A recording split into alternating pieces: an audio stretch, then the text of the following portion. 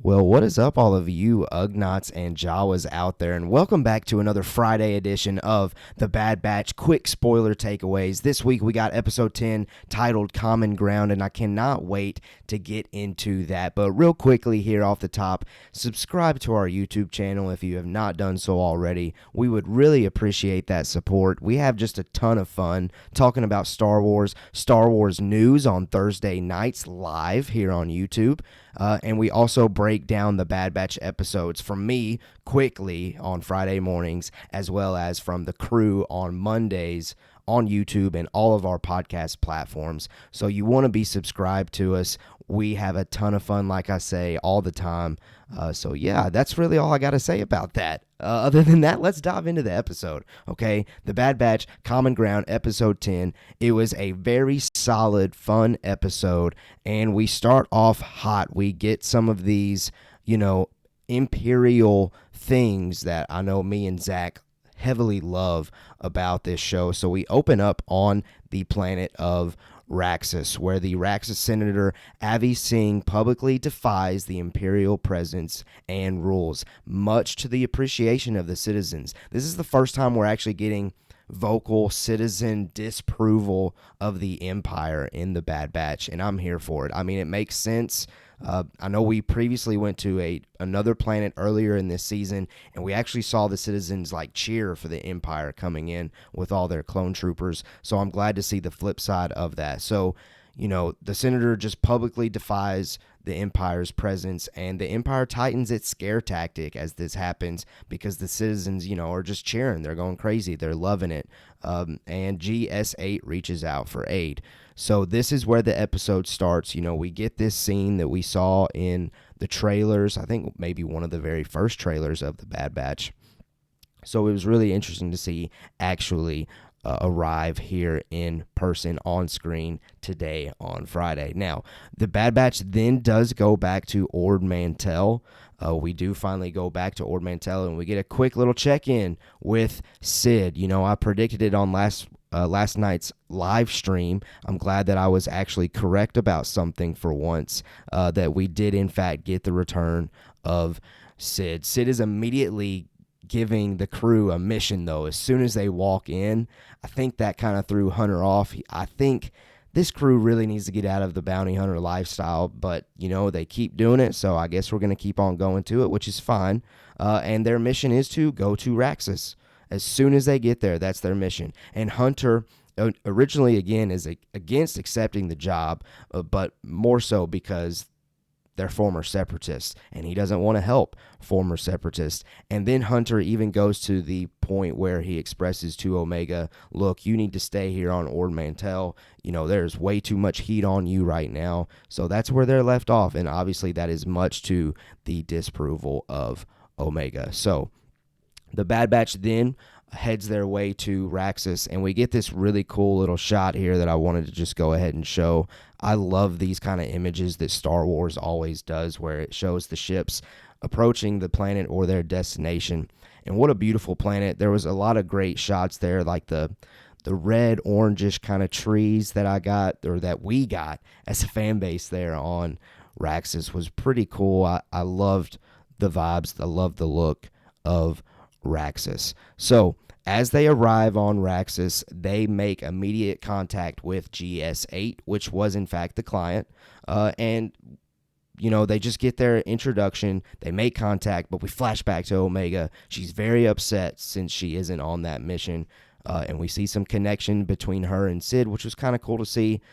And then again, we just flash back to the crew back on Raxus, and they begin their extraction tactics. Hunter mentions Omega, like he gives Omega a job to do on the mission, but she's not there. So clearly, I think Hunter misses Omega a ton, and I don't think he's going to do this again, and I think we'll talk about that more later in this episode. So Omega, again, flashback to her. She displays her ability in strategy, and of course Sid, she's all about making that moolah, and she takes advantage of this situation. She obviously is going to get Omega to potentially play some game or some challenge, and we eventually see it's a game that she's going to play and make her a lot of money. And again, we'll talk more. Well, actually, let's just go ahead and say it. Omega, pays off the debt that the Bad Batch had, which was great to see with her performance and her abilities, her strategy of playing that game. And, I talked about it early with the Bad Batch saying that, here are all of these clues that she is force sensitive. But now that we know she is a genetic replication of Jango Fett, I think it more so just lets us see what Jango would have been like as a child. We know Jango would be extremely strategic. So this lines up perfectly, and I think it is absolutely beautiful to see. Okay, so where are we? The Bad Batch then goes, if we flash back to the Bad Batch gets the Senator. They begin their escape by commandeering the Walker. Hunter goes off in one of these scenes. He slides underneath the Walker, stuns the clone troopers real quickly. I loved that shot. I loved that cool little shootout that leads to. And they eventually get away. They were successful in getting that Senator, and the Senator struggles with leaving the planet. That was good to see. That means he loves his people there on Raxus. But Echo, I love this line whenever I hear it: live to fight another day. That is 1000% just the motto to go by, not only in Star Wars, but definitely for the Bad Batch crew. Live to fight another day. And they're definitely living to fight another day, and I can't wait to continue to see more episodes. But again, they do go back to Ord Mantell. They go back and they finally see Omega again. And Omega, man, she is taking names. And to the disliking of Hunter, she's drawing a crowd. But regardless, it was cool to see that she was being productive in this episode, even though Hunter kind of sidelined her there for a minute. But like I said, Omega made enough money to pay off the debt.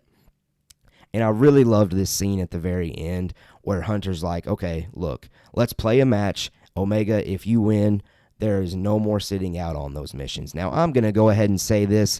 I don't think this is wrong. I think it's safe to say Omega wins that match. Omega is going to beat Hunter there at the end. Omega is going to be there on every single mission moving forward.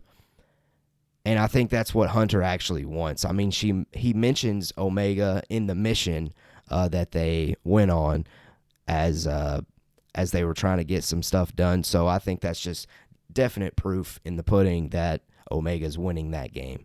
Now, do you think Omega would actually beat Hunter? That's another question, but I think it's one of those situations where Hunter is probably going to regardless be A-okay and potentially let Omega win. But you know what? I think Omega would beat him. I think Omega strategic. Wow, geez. Okay, I might have to go back on that because Hunter is very strategic as well. I don't know. This might be the match of the century. You know what? Omega versus Hunter is more important for the franchise rather than this rematch of Obi-Wan and Anakin in Kenobi. That's my take. We need to see this play out. We need to see the conclusion. We need to know a definite answer of who wins this match. Anyway, I'm not that serious about it, but it would be cool to see. Who knows? Maybe we open up on it next week or next episode. But I'm just going to go out on a limb. Omega's going to win regardless because she's not sitting out on any missions. Well, look, that is all of the quick takeaways. It didn't have as many reveals as previous episodes in this series, but for me, it was a good, solid episode. Now that we've seen the past 3 episodes, I think it's clear what is top tier now, and this one doesn't hit that top tier stride, which is okay. Not every episode is going to hit top tier. It was just one of those good, not great ones for me because it was very solid. I guess story-wise, and I'm just now wrapping my head around this because, again, when I do these things, I'm like seconds after watching it for the first time. I guess story-wise, it's more of the crew realizing how much Omega is part of their crew now, which I think we've gotten a pretty good sense for. So who knows? Who knows? That those are my big takeaways. Again, good, but not great.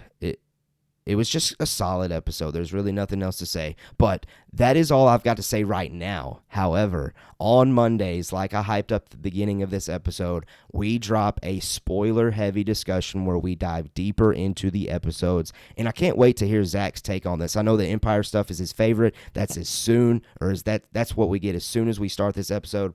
So hopefully he enjoyed this episode. We'll see, though.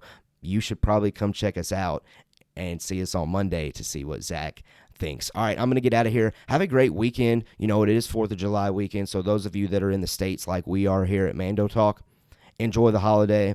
Enjoy maybe some time off. And as always, we have spoken.